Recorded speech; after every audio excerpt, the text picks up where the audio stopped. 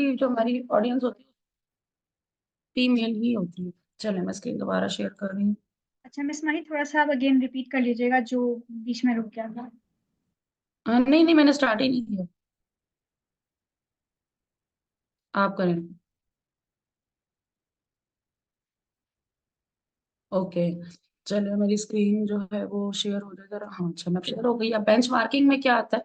Bench marking में ये आता है कि आप जो है ना अपने कॉम्पेटिटर्स जो होते हैं उसको यहाँ पर आप ऐड कर देते हो। जैसे बैच बिजनेस टू वॉचेस में जाके आप यहाँ पे आपका जो भी बिजनेस हो ना आप उसको यहाँ पर ऐड करते जाते हो। जैसे ऐड बिजनेस, मैं यहाँ पे कोई बिजनेस ऐड कर देती हूँ। फॉर एग्जाम्पल मैं यहाँ पर यूरिका को कर देती हूँ। ठीक है। अकेडमी, ठीक है, यूनिका बिजनेस अकेडमी। मैं कहती हूँ कि मैंने इसको देखना है। ठीक है, एक मैंने ऐड कर दिया। दूसरा मैं लाती हूँ, दूसरा बिजनेस मैं ले आती हूँ। और कौन सा बिजनेस है? अभी फिलहाल मुझे कोई नाम भी याद नहीं आ रहे। डिगी स्किल्स।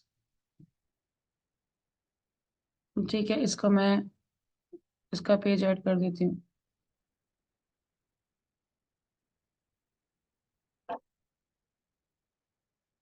ठीक हो गया। तो मैं जो है ना इसको यहाँ पर ऐड कर दिया। अब ऐड करने के बाद कंपैरिजन स्टार्ट हो जाएगा। यहाँ पे देखिए, अब ये मुझे यहाँ पे रिजल्ट बता रहा होगा कि कंटेंट दे रहा है। ठीक है, इतना कंटेंट जो मेरा बिजनेस जो है वो दे रहा है, इतना मतलब डेली बेसिस की पोस्ट बार पे शो हो रहा है।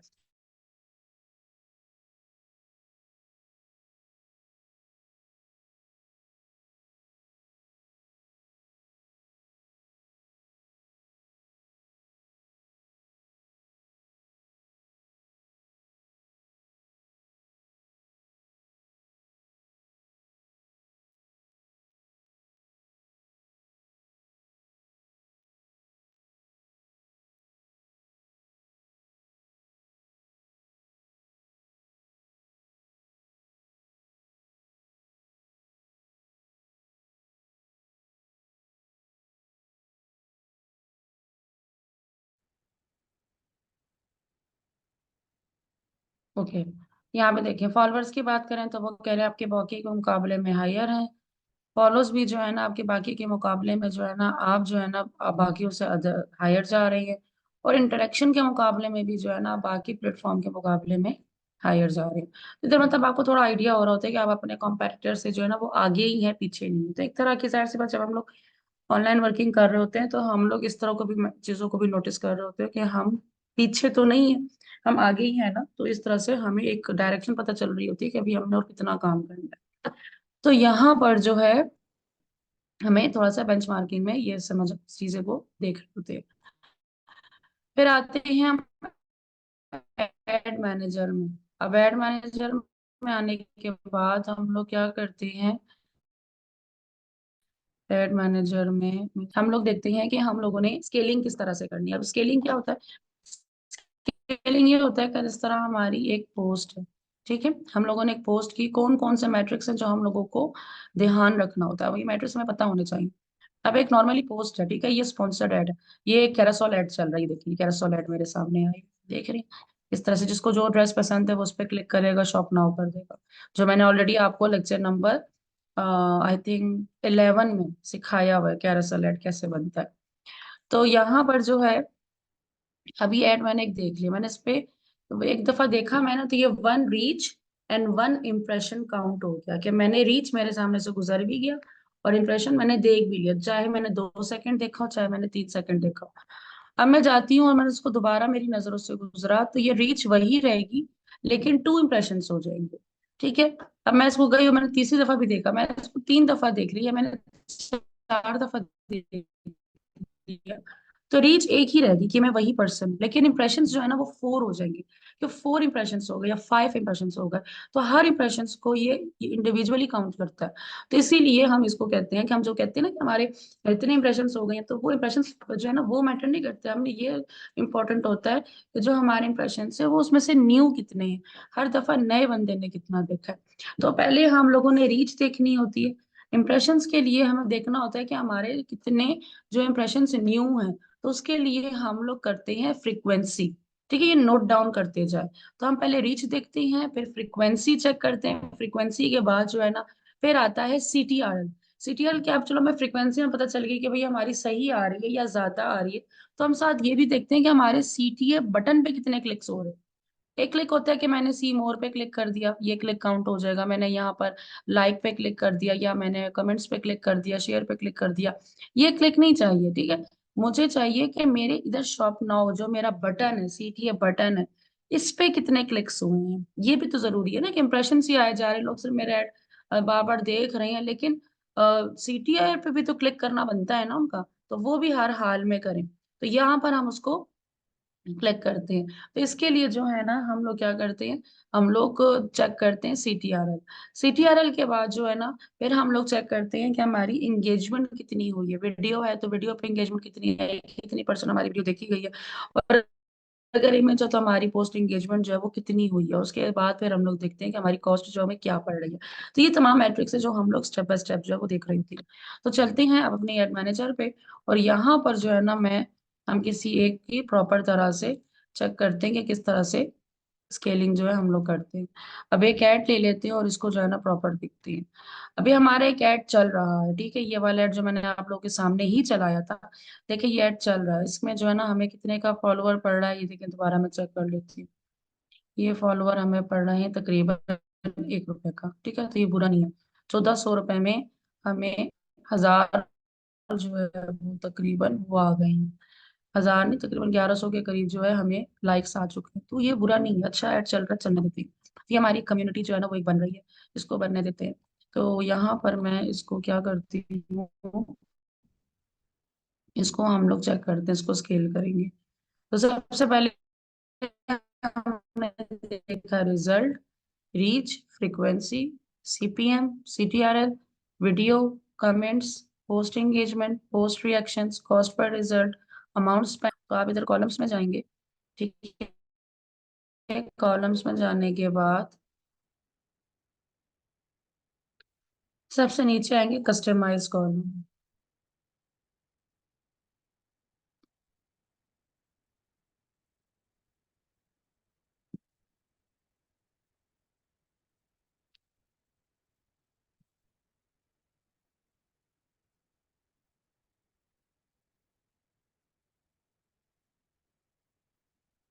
ये देखिए ये आ गया। यहाँ पर आप फ्रीक्वेंसी लिखोगे तो फ्रीक्वेंसी आ जाएगा। ठीक है, उसको चेक कर लिया। आपने यहाँ पर सी टी आर एल करना है, तो यहाँ पर सी टी आर एल, अच्छा यहाँ पर सी टी आर ऑल नहीं करना, लिंक क्लिक थ्रू रेट। ठीक है, कि कितने इंप्रेशन से जो आपके इंप्रेशन आए हैं उस पे आपके क्लिक पे कितने लोगों ने क्लिक किया। ठीक है ना, the percentage of impression that receive a link click out of the total number of impressions. ठीक है, कि जो टोटल नंबर ऑफ इम्प्रेशंस उसमें से आपके लिंक पे कितने लोगों ने क्लिक करके वो वाले इम्प्रेशंस मुझे बताओ। तो हमने इसको यहाँ पे क्लिक किया। ठीक है, फिर उसके बाद हमारे पास आता है अम,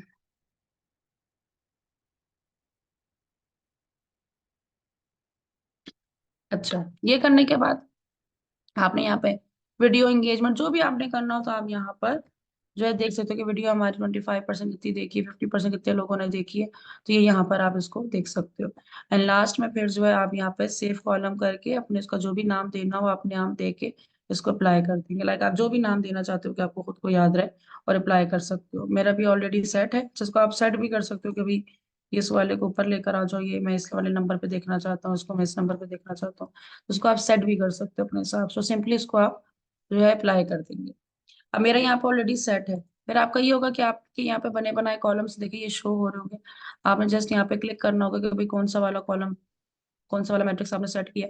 आप उसको क्लिक करोगे तो आपका जो वो पूरा पूरा मैट्रिक्स जो है ना वो सामने आ जाएगा, जिस तरह मेरा भी सामने है। अब मैंने इन्हीं चीजों को देखना। अब मैं किस तरह से देखूंगी इसको, ये देखें। अब जो ना रिजल्ट है, ये हमारे पास ये रिजल्ट आ रहा है। इसको पहले हम देखते हैं। रीच हमारे पास आ रही है 8500। ठीक है, 8000 के करीब आ रही है। फ्रीक्वेंसी आ रही है 1.44। ये आप नोट डाउन कर ले, ये 2 से ऊपर नहीं होनी चाहिए। ठीक है, ये 2 या 3 से ऊपर नहीं होनी चाहिए। ये 1 होनी चाहिए, 2 होनी चाहिए। तो ठीक है, सही लोग ज्यादा देख रहे हैं। लेकिन अगर ये 200-300 लोग ऊपर देख रहे हैं तो मीन क्या, आपका एड बार बार देखा जा रहा है। अब कॉस्ट पर 1000 इंप्रेशन, जो हमारा सीपीएम है कि 1000 लोगों तक 1000 इंप्रेशन जब हमें आते हैं तो हमें क्या कॉस्ट पड़ रही है। देखिए हमें कॉस्ट बहुत अच्छी पड़ रही है, 119 रुपए में कॉस्ट पड़ रही है। नॉट बैड, तो ये भी सही जा रहा है। अच्छा, लिंक थ्रू रेट, यहाँ पे थोड़ा सा हम देख रहे हैं कि ये हमारा कम आ रहा है, बहुत कम आ रहा है। कि लिंक पे क्लिक करने के बाद जो है ना, हालांकि अगर ओवरऑल हम लोग देखें तो हमारा रिजल्ट तो बहुत अच्छा है। हमें कॉस्ट बहुत अच्छी आ रही है, 1.34। तो सीटीआर से हमें थोड़ा सा आइडिया ये हो रहा है कि ये हमारा 2 से ऊपर होना चाहिए। ठीक है, ये 2 से ऊपर होना चाहिए, लेकिन हमारा ये 2 से कम आ रहा है। अगर ये 2 से ऊपर जाए तो हमारी जो ये कॉस्ट है ना, ये इससे भी ज्यादा कम हो जाए। ठीक है, अभी हमें 1 रुपए पे आ रही है, तो ये इससे भी ज्यादा कम हो जाए। फिर अगर हम देखें तो हमारी वीडियो कितने लोगों ने देखी है, तकरीबन 25%, 355 लोगों ने जो है, और 25% हमारी वीडियो देखी है। इस पे हमें 10 कमेंट्स भी आए हुए हैं। एंगेजमेंट कितनी हुई है, इतनी एंगेजमेंट हुई हुई है। रिएक्शंस कितने आए हैं, 900 रिएक्शंस जो है ना, वो हमें इस वीडियो के ऊपर मिले हुए हैं। तो इस तरीके से, और उसकी कॉस्ट क्या पड़ रही है, हमें 1 रुपया पड़ रही है। तो ये चीज होती है कि हमने वन बाय वन जो है वो सारी की सारी स्केलिंग देखनी होती है कि हमें क्या। अब यहाँ पे देखिए, ये हमारा जो सीटीआर थ्रू रेट है, ये हमारी वेबसाइट पे ऐड चल रहा था। तो इसकी जो है ना सीटीआर हमारा कितना आ रहा है, 8% आ रहा था। ठीक है, और अमाउंट स्पेंड हमारी 3 थी, लेकिन इस पे जो है ना क्लिक्स तो आ रहे थे लेकिन परचेज नहीं हुई थी, जिसकी वजह से यहाँ पे ये हमें इस तरह से शो कर रहा है। यहाँ पे इसकी 9% आई हुई थी। इसकी इम्प्रेशन देखिए 128 जो है ना हमारे इम्प्रेशन आ रहे थे। 4 कमेंट आए हैं, इंगेजमेंट कितनी हुई है, और हमें जो पर कॉस्ट है वो 1600 रुपए पड़ी है। लेकिन 1600 रुपए पर परचेज पड़ी है, ये हमारी वेबसाइट पे सेल हुई है डायरेक्टली, जो है ना सेल जो है वो हमारी वेबसाइट पर हुई है। ठीक है, तो ये चीज आपने इस तरीके से करनी है। तो ये तो आ गई हमारी स्केलिंग। अब आ जाते हैं कि हमारे पास मल्टीपल अगर बिजनेस हो, मल्टीपल हमारे पास क्लाइंट्स हो, तो उसकी एक्सेस हमें कैसे लेनी। अगर तो आपके पास एक ऐसा क्लाइंट आता है जो कहता है कि भाई मुझे सब कुछ आपने ही बनाना है, मेरी प्रोफाइल बस बनी हुई है, फेसबुक अकाउंट बना हुआ है, बाकी सब कुछ आपने बनाना है, तो आप उसका ईमेल एड्रेस पासवर्ड लोगे। और ईमेल एड्रेस पासवर्ड लेने के बाद जो मेन चीज है कि आपने न्यू ब्राउजर में उसको ओपन करना है। ठीक है, न्यू ब्राउजर, जिस तरह आप यहाँ पे देख रहे हो कि मेरा क्रोम भी, अगर मैं जाऊँ तो क्रोम भी मेरे इतने सारे हैं, इतनी सारी मैंने जीमेल से लॉगिन किया हुआ है। यहाँ पर माइक्रोसॉफ्ट एज भी है, फायरफॉक्स भी है, ओपेरा भी है। तो यहाँ पर आपने, अगर मैं यहाँ पर फायरफॉक्स पे जा रही हूँ, तो उसके अंदर मेरा सिर्फ एक ही क्लाइंट का फेसबुक लॉगिन होगा, उसी का इंस्टाग्राम लॉगिन होगा, उसी का यूट्यूब, उसी का लिंक्डइन, तमाम चीजें उसी की लॉगिन हुई हुई होंगी। जब मैं उसका काम सारा खत्म कर दूंगी तो मैं उसको वहां से लॉग आउट करके, हिस्ट्री सारी रिमूव करके, कैचेस रिमूव करके, फिर मैं किसी दूसरे क्लाइंट का लेकर आऊंगी। वरना तो मैं लॉग इन लॉग आउट करके किसी को स्विच नहीं करूंगी। एक ब्राउजर में एक ही हमारा फेसबुक होना चाहिए, दो दो तीन तीन फेसबुक एक साथ आपने स्विच नहीं करने। ये कोई प्रोफेशनल तरीका नहीं है, लेकिन आप लोगों को बताने का मकसद कि हमारी पाकिस्तानी क्लाइंट मेजोरिटी इसी तरीके के हमारे पास आते हैं, तो आपने इस तरीके से उसको देखना है। लेकिन जो प्रोफेशनल तरीका है वो क्या है कि आपने अपने क्लाइंट से कहना है कि मुझे अपने ऐड अकाउंट की और अपने पेजेस की एक्सेस दे। जब आप ऐड अकाउंट की एक्सेस लोगे तो उसके साथ आपने पेजेस की एक्सेस हर हाल में लेनी है, फेसबुक और इंस्टाग्राम की। क्योंकि जब आप लोग ऐड रन करते हो, ऐड मैनेजर के अंदर स्टेप नंबर 3 में जो है आपको फेसबुक और इंस्टाग्राम को सेलेक्ट करना होता है। अगर तो आपके पास एक्सेस नहीं होगी तो आपका फेसबुक और इंस्टाग्राम का अकाउंट सेलेक्ट नहीं हो पाएगा। तो आपने जब किसी की मार्केटिंग करनी होगी तो आप उसको बोलोगे कि मुझे अपने बिजनेस मैनेजर में जो है एक्सेस दें अपने ऐड अकाउंट की, फेसबुक की और इंस्टाग्राम की। ठीक है, तो अगर उसको आती होगी तो वो खुद ही दे देगा, और अगर नहीं आती होगी तो आप उसको गाइड कर दोगे कि अपने पीपल्स बिजनेस मैनेजर में जाओ, पीपल्स में जाओ, इनवाइट पीपल, और यहाँ पर आप अपना ईमेल एड्रेस दोगे। जिस तरह मैं यहाँ पर अपना ईमेल एड्रेस दे देती हूँ, mahiqbal@gmail.com। ठीक है, ये मैंने अपना ईमेल एड्रेस दे दिया, और मैं इसको नेक्स्ट किया। नेक्स्ट करने के बाद आप इसको दोबारा नेक्स्ट करेंगे। अब यहाँ पे देखें, जो भी पेज है, फॉर एग्जांपल मैं कहती हूँ मैं ग्रूम योर लाइफ की एक्सेस दे रही हूँ, या ये ग्रूम योर लाइफ की मैं एक्सेस दे रही हूँ, उसमें से मैंने ये एक्सेस ले दी, पेज को मैंने सेलेक्ट कर लिया। ठीक है, ये लीड्स मैंने इसको पार्शल एक्सेस दे दी। फिर मैं आती हूँ इंस्टाग्राम की, तो ग्रूम योर लाइफ का जो इंस्टाग्राम अकाउंट है मैंने उसकी यहाँ से एक्सेस सारी ऑन कर दी। ठीक है, ये फुल कंट्रोल मैंने दे दिया। फिर आती हूँ मैं ऐड अकाउंट। ऐड अकाउंट पे यहाँ पे रोमियो लाइफ का ऐड अकाउंट ये रहा। तो इसको भी मैंने यहाँ से फुल कंट्रोल दिया और मैं इनवाइट कर दूंगी। जैसे ही मैं इनवाइट करूंगी आपके पास एक ईमेल आ जाएगी, आप उस ईमेल पे जाओगे और उस ईमेल पे जाने के बाद आप गेट स्टार्टेड करोगे। गेट स्टार्टेड करने के बाद जो है ना, फिर आपको अपना नेम लिखोगे, जो भी आप नेम लिखोगे वो वही शो होगा क्लाइंट के बिजनेस मैनेजर के ऊपर। और उसके बाद जो है ना, आपके पास बिल्कुल बिजनेस उसी तरह शो होगा जिस तरह आपका शो होता है। जिस तरह देखिए मेरे पास यहाँ पे शो हो रहा है डिफरेंट बिजनेस, तो आपके पास भी इस तरह से डिफरेंट बिजनेस जो है वो शो होंगे। या मैं अगर अपनी एजेंसी अकाउंट में जाऊंगी तो उसके अंदर मुझे बहुत सारे अकाउंट्स है मेरे। तो यहाँ पे इस तरह से आपको, तो आपको जिसके अकाउंट में भी काम करना होगा आप उस पर क्लिक करोगे, बिजनेस सेटिंग में जाओगे, उसकी एड मैनेजर पे जाओगे, उनकी एड मैनेजर पे जो है वो आप जो है काम करोगे। तो यही तरीका है। इसी तरीके से आपने अपने बिजनेस मैनेजर को या अपने क्लाइंट को एक्सेस लेनी है। अब आप चाहे 50 क्लाइंट्स हो, 100 क्लाइंट हो, 1000 क्लाइंट हो, आपने ऐसे ही उनको पीपल्स की एक्सेस देनी है और लेनी है। हाँ, पार्टनर एक्सेस भी होती है। पार्टनर एक्सेस में होता है कि आपके बिजनेस की जो आईडी है आप वो देते हो, और उसमें ये होता है कि आपके बिजनेस मैनेजर के अंदर जो है ना वो सारी एक्सेस मिल जाती है, आप उनके बिजनेस मैनेजर पे काम कर रहे हो तो। लेकिन ये एक एडवांस लेवल में आ जाता है कि जब आपका जो है ना चीजें आप एजेंसी लेवल पे कर रहे हो तो तब हम ये पार्टनर एक्सेस पे जाते हैं। अदरवाइज आप अभी फिलहाल जो है एज अ फ्रीलांसर काम कर रहे हो तो आप लोगों ने पीपल्स पे ही जाना है, उनको कहना है कि पीपल पे जाके मुझे जो है अपनी एक्सेस दो। अगर आपने किसी एम्प्लॉय को ऐड करना है तो आप अपने एम्प्लॉय को इस तरीके से ऐड करोगे। तो आई होप आज का लेक्चर आपको समझ में आया होगा, चीजें क्लियर हुई होंगी। तो जल्दी से पूछें कि समझ में आया कि नहीं आया।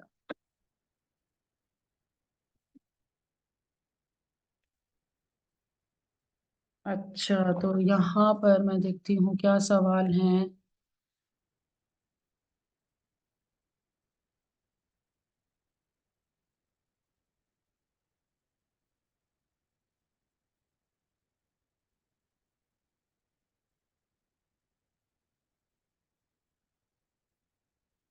अच्छा मैम, प्लीज मेरा पेज सही है, आपका पेज है कहाँ पर? हम डायरेक्ट ईमेल और पासवर्ड नहीं लिख सकते बिस्मा, मैंने तरीका उसका वजह बता दी है। मैम अगर हमें कोई स्पेसिफिक कम्युनिटी को टारगेट करना हो तो क्या करें? मैंने ऑलरेडी जो है ना आपको लेक्चर नंबर 10 में सिखाई है आपने ऑडियंस कैसे टारगेट करनी है। मैम क्रिएटिव टेस्टिंग में कौन सा कॉलम देखते हैं जिससे पता लग जाए कि विनिंग क्रिएटिव है? चेक करते हैं, CTRL ज्यादा होना चाहिए, ये भी मैंने आपको बता दिया है। अच्छा।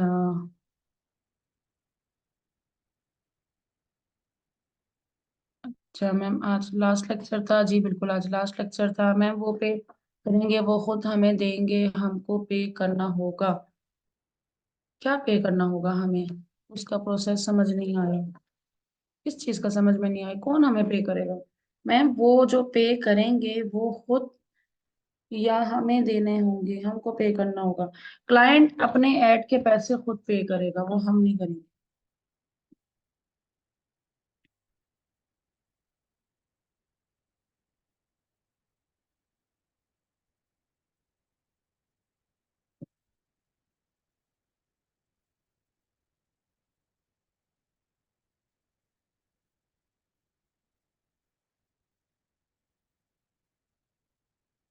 अच्छा मैम, मेरा कुरान आपका कुरान का है, ठीक है।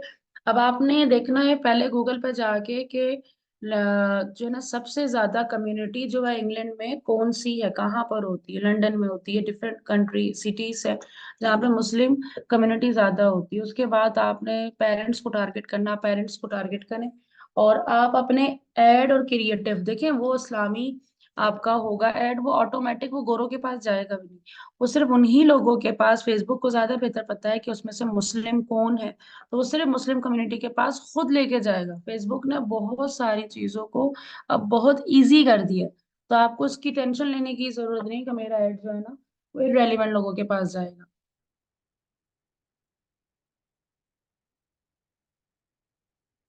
अच्छा,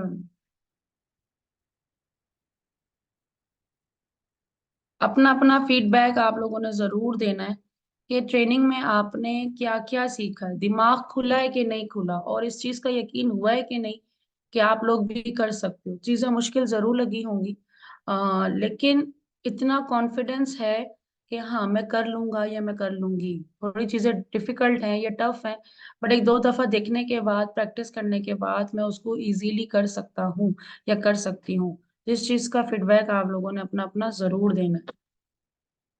अच्छा, ये जो आपने बनाया है ना अपना कवर और ये लोगो, इसको थोड़ा सा ठीक है, लेकिन जो फॉन्ट है ना ये बहुत बड़ी है, इसको फॉन्ट को थोड़ा साइज छोटा करें।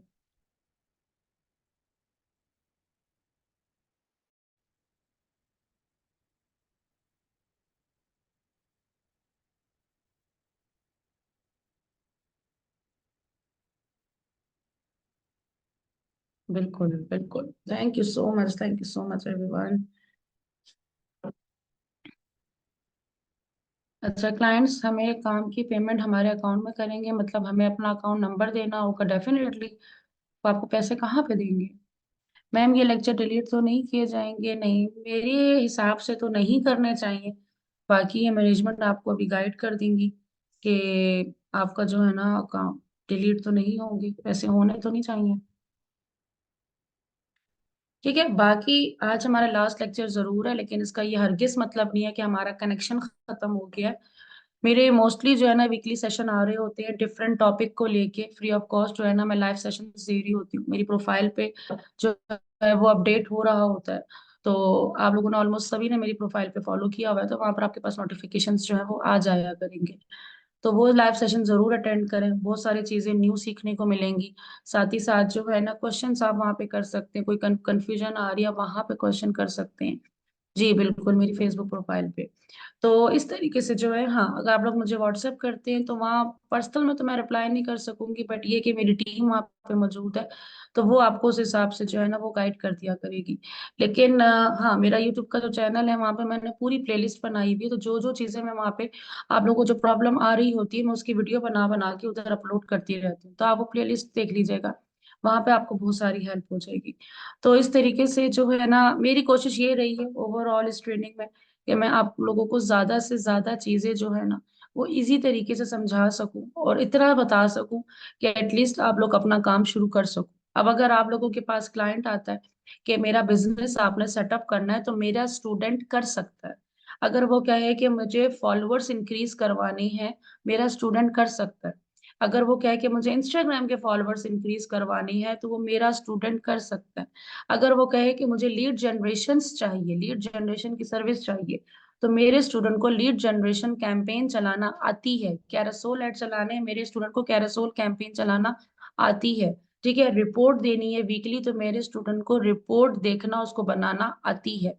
ठीक है, तो ये सारी की सारी चीजें जो हैं, यही चीजें आप लोगों ने करनी है। अब अगर आपके पास ये अपॉर्चुनिटी आती है कि आप एज एफिलिएट काम करना चाहें, आप एज अ फ्रेंचाइजर काम करना चाहें, आप एज अ ड्रॉप शिपर काम करना चाहें, तो आप लोग इजीली कर सकते हो। मैसेज की कैंपेन चलानी है, व्हाट्सएप की कैंपेन चलानी है, आप लोग इजीली कर सकते हो। ठीक है, ये तमाम चीजें आपने सिखा दी है, इसके बाद कोई दूसरा तरीका नहीं है।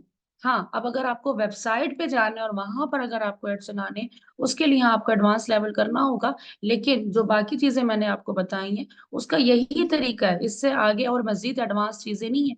लोग ये बेसिक में नहीं बताते, जो मैंने आपको ये तमाम चीजें बेसिक में बता दी हैं, जिसके बाद आपको दूसरा कुछ करने की जरूरत ही नहीं है। हाँ, लेकिन अगर आपको कन्वर्जेंस की तरफ आना है, वेबसाइट सेल्स की तरफ आना है, वेबसाइट लीड्स की तरफ आना है, जो कि आपके हर हाल में आपको आना चाहिए, फेसबुक एक्सपर्ट बनने के लिए आपको वो तमाम चीजें आनी चाहिए, तो वो एडवांस लेवल में, वो इसमें नहीं है, क्योंकि वो उसके अलग 24 लेक्चर्स है।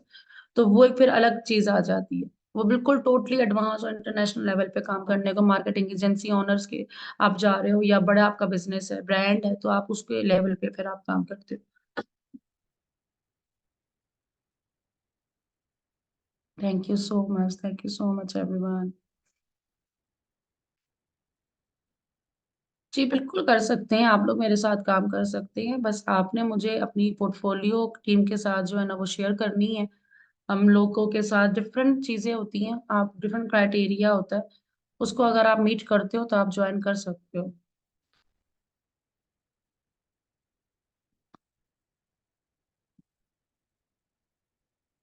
जितने मेरे स्टूडेंट्स हैं, अगर आप लोग ये प्रूफ देते हो ना कि आप मेरे ही स्टूडेंट हो, तो आप मेरे एडवांस लेवल में अगर आते हो तो आपको स्ट्रेट फॉरवर्ड 30% डिस्काउंट मिल जाता है। जस्ट आपने ये प्रूव करवाना होता है कि आप मेरे स्टूडेंट हो।